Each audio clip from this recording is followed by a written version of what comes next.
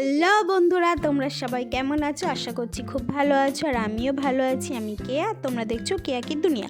তো আমি আবার চলে এসেছি একটা নতুন রেসিপির ভিডিও নিয়ে। তো আজ করতে চলেছি গোবিন্দভোগ চালের বাসন্তী পোলাও। তো দেখো আমি 1 কেজি গোবিন্দভোগ চালের বাসন্তী পোলাও করব। তো দেখো আমি 1 ঘন্টা চালটিকে ভিজিয়ে রেখেছিলাম। তারপরে চালের জলটি ঝরিয়ে আমি এই শুকনো কাপড়ের মধ্যে চালটিকে রেখে দিয়েছিলাম। কেন রেখে দিয়েছিলাম? কারণ চালের ঝরানোর পরেও না চালের গায়ে কিছুটা জল থাকে। তো এই শুকনো কাপড়ে রেখে দিলে যেটুকুনি জল থাকে কাপড়ে কিন্তু টেনে নেয়। তো সেটাই আমি তোমাদের সাথে দেখাচ্ছিলাম যে দেখো চালটা কিন্তু একদমই পুরো ঝরঝরে হয়ে গেছে, চালের গায়ে কিন্তু একটুও জল নেই। তো এটা করলে কি হয়, পোলাওটা করতে চালটা ভাজতে সুবিধা হয়। তো সেই জন্য আমি শুকনো কাপড়ে চালটিকে বেঁধে রেখেছিলাম। তো চলো এবার রেসিপিটা শুরু করা যাক। তো দেখো এখানে আমি রেখেছি ভেজানো কিছু কিশমিশ, পাশে রয়েছে ভেজানো কাজু, আর লাগবে আমার আদা বাটা আর কয়েকটা কাঁচা লঙ্কা চেরা। আর গোটা গরম মশলায় লাগবে তেজপাতা, ছোট এলাচ, দারচিনি, লবঙ্গ আর 2টো শুকনো লঙ্কা। তো কড়াইয়ে ঘি গরম করতে দিয়ে দিলাম।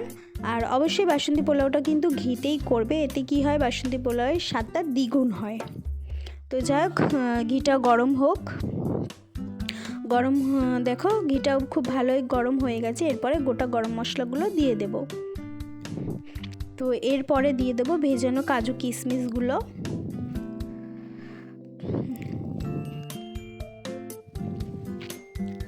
আর দিয়ে দেবো আদা বাটা। এবার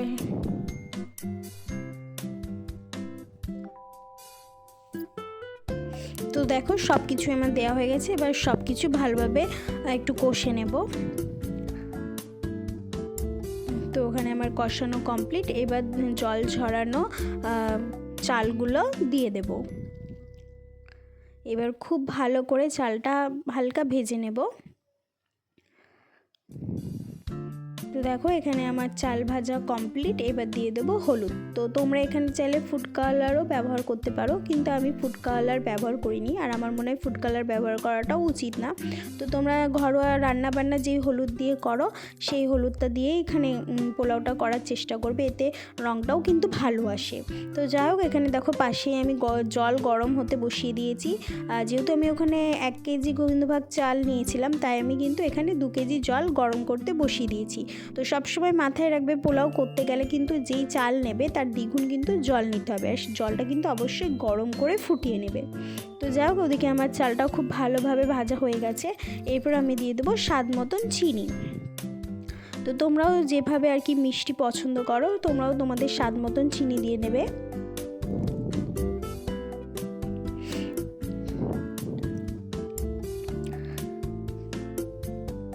তো দেখো এখানে চিনির সাথে চালটা খুব ভালোভাবে মিশিয়ে নিতে হবে।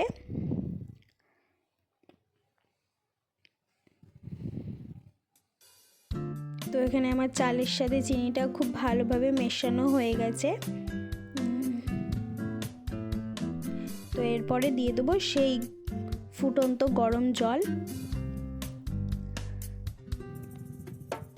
তো দেখো জলটা দেওয়ার পর ভালো করে আরেকবার নেড়ে দিতে হবে।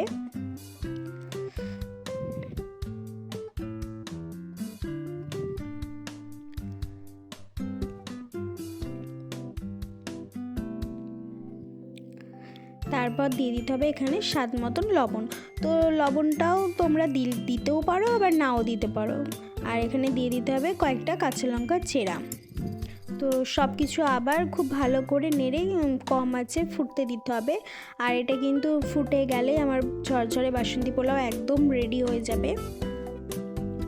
তো প্লিজ আমার এই রেসিপির ভিডিওগুলো যদি ভালো লেগে থাকে তাহলে একটা লাইক, কমেন্ট এবং শেয়ার, সাথে একটা সাবস্ক্রাইবও করে দিও পরবর্তী দিনে আরও নতুন রেসিপির ভিডিও দেখার জন্য।